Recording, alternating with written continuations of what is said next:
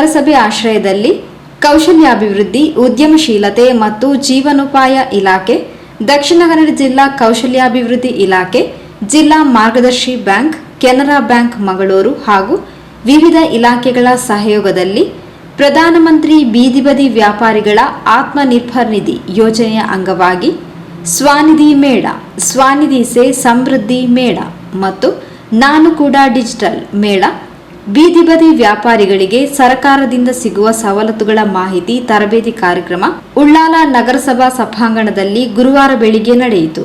ದಕ್ಷಿಣ ಕನ್ನಡ ಜಿಲ್ಲಾ ಕೌಶಲ್ಯಾಭಿವೃದ್ಧಿ ಇಲಾಖೆಯ ಅಭಿಯಾನ ವ್ಯವಸ್ಥಾಪಕರು ಶ್ರೀಮತಿ ಐರಿನ್ ರೆಬೆಲ್ಲೋ ಗಿಡಕ್ಕೆ ನೀರು ಹಾಕುವ ಮೂಲಕ ಕಾರ್ಯಕ್ರಮವನ್ನು ಉದ್ಘಾಟಿಸಿದರು.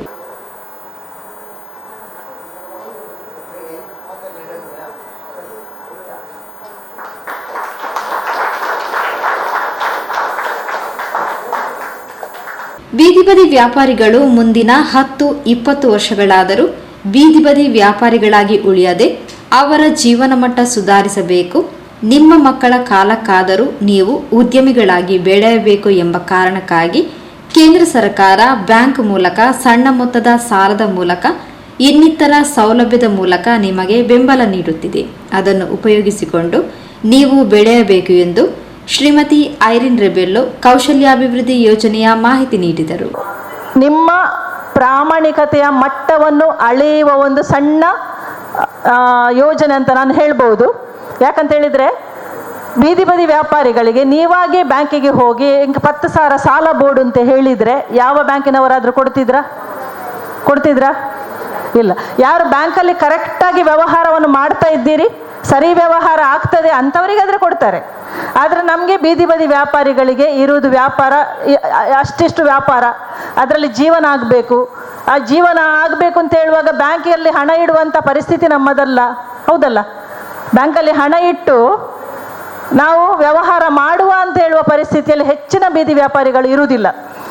ಮತ್ತೊಂದು, ಬೀದಿ ಬದಿ ವ್ಯಾಪಾರಿಗಳು ಯಾಕೆ ಬೀದಿ ಬದಿ ವ್ಯಾಪಾರದಲ್ಲಿದ್ದಾರೆ, ಅವರ ಪರಿಸ್ಥಿತಿ ಏನು? ನಮ್ಮ ಬೀದಿ ಬದಿ ವ್ಯಾಪಾರಿಗಳು ಹೆಚ್ಚಿನ ಶಿಕ್ಷಣ ಇಲ್ಲದವರು ಅಥವಾ ಕೌಶಲ್ಯ ಇಲ್ಲದವರು. ಯಾವುದಾದ್ರೂ ಒಂದು ಜಾಬಿಗೆ ಅಥವಾ ಕೆಲಸಕ್ಕೆ, ಉದ್ಯೋಗಕ್ಕೆ ಸೇರಿಕೊಳ್ಳಿಕ್ಕೆ ಬೇಕಾದ ಉನ್ನತ ಶಿಕ್ಷಣ ಅಥವಾ ಬೇಕಾದ ಕೌಶಲ್ಯಗಳು ನಮ್ಮಲ್ಲಿ ಇಲ್ಲದ ಕಾರಣ ನಮಗೆ ಜೀವನೋಪಾಯಕ್ಕೆ ಮತ್ತು ನಮ್ಮ ಕುಟುಂಬಕ್ಕೆ ಆಧಾರವಾಗಿ ಏನಾದರೂ ಒಂದು ವೃತ್ತಿ ಮಾಡಬೇಕು. ಆ ವೃತ್ತಿ ಯಾವುದು? ಕೌಶಲ್ಯ, ವಿಶೇಷವಾದ ಕೌಶಲ್ಯ ಇಲ್ಲದೆ ಮಾಡಲಿಕ್ಕೆ ಆಗುವಂಥದ್ದು ಒಂದು ಬೀದಿ ವ್ಯಾಪಾರ. ಅದಕ್ಕಾಗಿ ಬೀದಿ ವ್ಯಾಪಾರಿಗಳು ಒಂದು ಅಸಂಘಟಿತ ವಲಯದಲ್ಲಿ ತಮ್ಮ ಜೀವನೋಪಾಯವನ್ನು ಕಂಡುಕೊಳ್ಳುವಂತಹ ವರ್ಗಕ್ಕೆ ಸೇರಿದವರು. ಅವರಿಗೆ ಏನಾದರೂ ಸಹಾಯ ಆಗಬೇಕು, ಅವರು ಕೂಡ ತಮ್ಮ ಜೀವನ ಮಟ್ಟದಲ್ಲಿ ಬದಲಾವಣೆಯನ್ನು ತರಬೇಕು, ವೃದ್ಧಿ ಆಗಬೇಕು. ಈ ಒಂದು ಹಿನ್ನೆಲೆಯಲ್ಲಿ, ಈ ಒಂದು ಉದ್ದೇಶದಿಂದ PM ಸ್ವಾನಿಧಿ ಯೋಜನೆ ಜಾರಿಗೆ ಬಂದಿತ್ತು. 10,000 ಸಾಲವನ್ನು ಕ್ರಮಬದ್ಧವಾಗಿ ಮರುಪಾವತಿ ಮಾಡಿದವರಿಗೆ 20,000 ಸಾಲ ನೆಕ್ಸ್ಟ್ ಹಂತದಲ್ಲಿ ಕೊಡಲಾಯಿತು. ದಕ್ಷಿಣ ಕನ್ನಡ ಜಿಲ್ಲಾ ಅಭಿಯಾನ ವ್ಯವಸ್ಥಾಪಕರು ಅಚ್ಯುತ ನಾಯಕ್ ಬ್ಯಾಂಕ್ ವ್ಯವಹಾರ, ಬ್ಯಾಂಕ್ನ ರೀತಿ ನೀತಿ, ಕಾನೂನಾತ್ಮಕ ಅವಕಾಶಗಳ ಕುರಿತು ಮಾಹಿತಿ ನೀಡಿ ನಿಮ್ಮ ಬ್ಯಾಂಕಿನ ಪಾಸ್ ಪುಸ್ತಕವೇ ನಿಮ್ಮ ಜಾತಕ ಎಂದು ತಿಳಿಸಿದರು. ಅದೇ ಸಂದರ್ಭದಲ್ಲಿ ಕೇಂದ್ರ ಸರ್ಕಾರ ಆ ಒಂದು ಕೋವಿಡ್ ಲಾಕ್ಡೌನ್ ಸಂದರ್ಭದಲ್ಲಿ ಪ್ರಧಾನಮಂತ್ರಿಯವರು PM ಸ್ವಾನಿಧಿ ಅಂದರೆ ಬೀದಿ ಬದಿ ವ್ಯಾಪಾರ, ಪ್ರಧಾನಮಂತ್ರಿ ಬೀದಿ ಬದಿ ವ್ಯಾಪಾರಿಗಳ ಆತ್ಮನಿರ್ಭರ ಯೋಜನೆ ಅಂತ ಹೇಳಿ ಅನುಷ್ಠಾನಗೊಳಿಸಿದರು. ಅದರ ಪ್ರತಿಫಲವೇ ನಾವು ಇವತ್ತು ಇಲ್ಲಿದ್ದೀವಿ.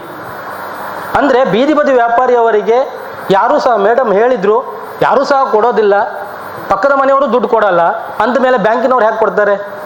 ಬ್ಯಾಂಕಿನವರಿಗೆ ದಾಖಲೆಗಳು ಬೇಕೇ ಬೇಕು. ಯಾಕೆ ಕೇಳಿದರೆ ಬ್ಯಾಂಕಿನವ್ರ ತಪ್ಪಲ್ಲ, ಅದು ಬ್ಯಾಂಕಿನವ್ರದ್ದು, ನಮ್ಮ ಬೇರೆಯವ್ರದ್ದು ಡೆಪಾಸಿಟ್ ಇರೋದಲ್ಲಿ ಆ ಡೆಪಾಸಿಟ್ ಹಣವು ಅವರು ಸಾಲದ ರೂಪದಲ್ಲಿ ಬೇರೆಯವರಿಗೆ ಕೊಡುವಂಥದ್ದು. ಆ ಹಣ ವಾಪಸ್ ಬರದೇ ಇದ್ದದ್ದಿದ್ರೆ ಮತ್ತೆ ಹಾಗಾದರೆ ಬ್ಯಾಂಕಿನವ್ರು ಎಲ್ಲಿಂದ ತಂದು ಅದಕ್ಕೆ ಮ್ಯಾನೇಜ್ ಮಾಡ್ತಾರೆ? ಸೊ ಆ ದೃಷ್ಟಿಗೋಸ್ಕರ ಬ್ಯಾಂಕ್ ಮುಖಾಂತರ ಬ್ಯಾಂಕಿನವರು ಸಹ ಆ ಟೈಮಲ್ಲಿ ಕೊಡ್ತಾ ಇರಲಿಲ್ಲ. ಸೊ ಇದನ್ನು ಗಮನದಲ್ಲಿಟ್ಕೊಂಡು ಕೇಂದ್ರ ಸರ್ಕಾರ ಒಂದಿಷ್ಟು ಆತ್ಮನಿರ್ಭರ್ ನಿಧಿ ಅಂತ ಆವಾಗ ಬಿಡುಗಡೆ ಮಾಡಿದರು. ಸೊ ಅದರ ಒಂದು ಕಾರಣದಿಂದಾಗಿ ಎಲ್ಲ ಬ್ಯಾಂಕಿನವರಿಗೆ ಒಂದು ಸುತ್ತೋಲೆಯನ್ನು ಹಾಕಿದ್ರು. ಏನು ಕೇಳಿದರೆ, ಯಾವುದು ನಗರ ಸ್ಥಳೀಯ ಸಂಸ್ಥೆ ವ್ಯಾಪ್ತಿ ಒಳಗಡೆ, ಅಂದರೆ ಮುನ್ಸಿಪಾಲಿಟಿ ವ್ಯಾಪ್ತಿ ಒಳಗಡೆ, ಇಲ್ಲೇನು ನಗರಸಭೆ ಕಾರ್ಯಾಲಯ ಇದ್ದಾಗೆ ಪುರಸಭೆ, ಪಟ್ಟಣ ಪಂಚಾಯಿತು, ಪಟ್ಟಣ ನಗರ ಪಂಚಾಯತ್, ನಗರ ಪಂಚಾಯಿತು ಮತ್ತು ಪಟ್ಟಣ ಪಂಚಾಯಿತು, ಪುರಸಭೆ ಸೊ ಇಲ್ಲಿ ಇರ್ತಕ್ಕಂಥ ಬೀದಿ ಬದಿ ವ್ಯಾಪಾರಿಗಳಿಗೆ ಅವ್ರಿಗೆ ಯಾವುದೇ ಭದ್ರತೆ ಇಲ್ಲ, ಮತ್ತು ಕೆಲವರದು ಸಿಬಿಲ್ ಸ್ಕೋರ್ ಇರ್ಬೋದು. ಸೊ ಅಂಥವರಿಗೆ ಲೆಟರ್ ಆಫ್ ರೆಕಮೆಂಡೇಶನ್ ಕೊಟ್ಟು ಅವರನ್ನು ಮತ್ತೆ ಪುನಃ ಅವರ ಕುಟುಂಬಕ್ಕೆ ಅವರಿಗೆ ಮತ್ತೆ ಪುನಃ ವ್ಯಾಪಾರ ಮಾಡೋಕ್ಕೆ ಅವಕಾಶ ಮಾಡಿಕೊಡಿ ಅಂತ ಸುತ್ತೋಲೆಯನ್ನು ಎಲ್ಲ RBI ಮುಖಾಂತರ ಎಲ್ಲ ಬ್ಯಾಂಕ್ಗಳಿಗೆ ಕೊಟ್ಟಿದ್ರು. ಮಂಗಳೂರು ಆರ್ಥಿಕ ಸಾಕ್ಷರತಾ ಸಂಪನ್ಮೂಲ ಕೇಂದ್ರದ ಸಮಾಲೋಚಕರು ಲತೇಶ್ ಆರ್ಥಿಕ ಭದ್ರತೆಯ ಕುರಿತು ಮಾಹಿತಿ ನೀಡಿದರು. ಇನ್ಶೂರೆನ್ಸ್ ಕೂಡ ಅಷ್ಟೇ, ನಾವು ಆ ಕಡೆ ಮುಖನೇ ಮಾಡೋದಿಲ್ಲ. ಯಾಕಂತ ಹೇಳಿದರೆ ಪ್ರೀಮಿಯಂ ತುಂಬ ಜಾಸ್ತಿ ಇರ್ತದೆ, ಅದನ್ನು ಭರಿಸುವುದು ನಮಗೆ ಸಾಧ್ಯ ಆಗೋದಿಲ್ಲ ಅಂತೇಳಿ ನಾವು ಪಡೆಯೋದಿಲ್ಲ. ಅತ್ಯಂತ ಕನಿಷ್ಠ ದರಕ್ಕೆ ಗರಿಷ್ಠ ಮಟ್ಟದ ವಿಮಾ ಸೌಲಭ್ಯವನ್ನು ಭಾರತ ಸರ್ಕಾರದ ಯೋಜನೆಯಲ್ಲಿ ಸಿಗ್ತಾ ಇದೆ. ಒಂದು ಪ್ರಧಾನಮಂತ್ರಿ ಸುರಕ್ಷಾ ಬಿಮಾ ಯೋಜನೆ ಅಂತೇಳಿ ನಾವು ವಾರ್ಷಿಕವಾಗಿ 20 ರೂಪಾಯಿ ಕಟ್ಟಿದರೆ, ವರ್ಷಕ್ಕೆ 20 ರೂಪಾಯಿ ಕಟ್ಟಿದರೆ 2 ಲಕ್ಷ ರೂಪಾಯಿ ಮೊತ್ತದ ಅಪಘಾತ ವಿಮೆ ಸಿಗ್ತಾ ಇದೆ. 2 ಲಕ್ಷ ರೂಪಾಯಿ ಮೊತ್ತದ ಅಪಘಾತ ವಿಮೆ ಸಿಗ್ತಾ ಇದೆ. ಅದು ಏನಂತ ಕೇಳಿದರೆ 18 ವರ್ಷಕ್ಕಿಂತ ಮೇಲ್ಪಟ್ಟವರು, 70 ವರ್ಷದ ಒಳಗಿನವರು, ಉಳಿತಾಯ ಖಾತೆ ಹೊಂದಿರುವವರು ಈ ಯೋಜನೆಗೆ ಸೇರ್ಕೊಳ್ಬೋದು. ನಾವು ಒಮ್ಮೆ ಸೇರಿಕೊಂಡ್ರೆ ಪ್ರತಿ ವರ್ಷ ಕೂಡ ಅಷ್ಟೇ, ಜೂನಿಂದ ಪ್ರಾರಂಭವಾಗಿ ಮೇ ಅಂತ್ಯಕ್ಕೆ ಕೊನೆಗೊಳ್ತದೆ. ಮೇ ಅಂತ್ಯಕ್ಕಾಗುವಾಗ 25 ತಾರೀಕು ನಂತರ ಅಥವಾ ಜೂನ್ ಪ್ರಥಮ ವಾರದಲ್ಲಿ ನಿಮ್ಮ ಖಾತೆಯಲ್ಲಿ ಪ್ರತಿ ಬ್ಯಾಂಕ್ನ ನಿಯಮಾನುಸಾರ ಮಿನಿಮಮ್ ಬ್ಯಾಲೆನ್ಸ್ ಇದ್ದರೆ ಆಟೋ ರಿನ್ಯೂವಲ್ ಆಗ್ತಾ ಇರ್ತದೆ. ಸ್ವಯಂ ಕಡಿತದ ಮೂಲಕ 20 ರೂಪಾಯಿ ಕಡಿತ ಆಗಿ 2 ಲಕ್ಷ ರೂಪಾಯಿ ಮೊತ್ತದ ಅಪಘಾತ ವಿಮೆ ಸಿಗ್ತದೆ. ಇನ್ನು ಅಪಘಾತ ಅಥವಾ ಅವಘಡ ವಿಮೆ ಅಂತ ಹೇಳಿದರೆ ಏನು ಅಂತ ಹೇಳಿದರೆ, ಸಿಡಿಲು ಬಡಿಯುವಂಥದ್ದು ಆಗಿರ್ಬೋದು, ಹಾವು ಕಚ್ಚುವಂಥದ್ದಾಗಿರ್ಬೋದು, ರಸ್ತೆ ಅಪಘಾತ ಆಗಿರ್ಬೋದು, ಯಾವುದೇ ಅವಘಡಗಳಲ್ಲಿ ಅಂಗನ್ಯೂನ್ಯತೆ ಅಥವಾ ಜೀವಹಾನಿ ಆದರೆ, ಉದಾಹರಣೆಗೆ ನಾನು ಕಟ್ಟಡ ಕಾರ್ಮಿಕ, ಆಯತಪ್ಪಿ ಬೀಳ್ತೇನೆ, ನನ್ನ ಕಣ್ಣು ಕಿವಿ ಅಥವಾ ಕಾಲೇನಾದರೂ ಛೇದನ ಆಗ್ತದೆ, ಸಂಪೂರ್ಣವಾಗಿ ಛೇದನ ಆಗ್ತದೆ, ಅಂಥ ಸಂದರ್ಭದಲ್ಲಿ ನನಗೆ ವಿಮಾ ಸೌಲಭ್ಯ ಸಿಗ್ತದೆ.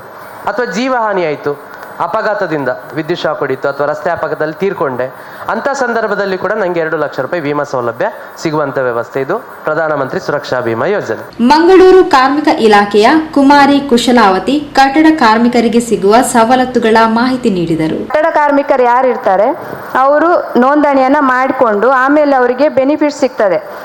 ಮಕ್ಕಳಿಗೆ ಸ್ಕಾಲರ್ಶಿಪ್ ಸಿಗ್ತದೆ, ಆಮೇಲೆ ಸ್ವಂತ ಮದುವೆಗೆ ಸಿಗ್ತದೆ, ಆಮೇಲೆ ಮಕ್ಕಳಿಗೆ 2 ಮಕ್ಕಳಿಗೆ ಮದುವೆಗೆ ಸಿಗ್ತದೆ, ಆಮೇಲೆ ವೈದ್ಯಕೀಯ ಧನ ಸಹಾಯ ಅಂತ ಸಿಗ್ತದೆ, ಆಮೇಲೆ 60 ವರ್ಷ ಆದಮೇಲೆ ಪೆನ್ಷನ್ ಸಿಗ್ತದೆ. ಸೊ ಇದು ಕಾರ್ಡ್ ಮಾಡಿಸ್ಕೊಳ್ಳಿಕ್ಕೆ ನಿಮಗೆ 18 ವರ್ಷದಿಂದ 57 ವರ್ಷದೊಳಗೆ ನೀವು ಕಾರ್ಡ್ ಮಾಡಿಸ್ಕೊಳ್ಬೇಕು. ಆಮೇಲೆ ನಿಮಗೆ ಅದು ವರ್ಷಕ್ಕೆ ಒಂದ್ಸಾರಿ ನಿಮಗೆ ರಿನ್ಯೂವಲ್ ಮಾಡಿಸ್ಕೊಳ್ಳಿಕ್ಕೆ ಇರ್ತದೆ. 1 ವರ್ಷ ಕಾರ್ಡ್ ಆದರೆ ಅದು ನಿಮ್ಮ ಚಾಲ್ತಿ ಮುಗೀತದೆ ನವೀಕರಣ ಅಂತ. ಸೊ ನವೀಕರಣ ಮುಗಿದ ತಕ್ಷಣ ನೀವು ಮತ್ತೆ ನವೀಕರಣ ಮಾಡಿಸಬೇಕು. 60 ವರ್ಷ ತನಕ ಕೂಡ ನೀವು ನವೀಕರಣ ಮಾಡಿಸಬೇಕು.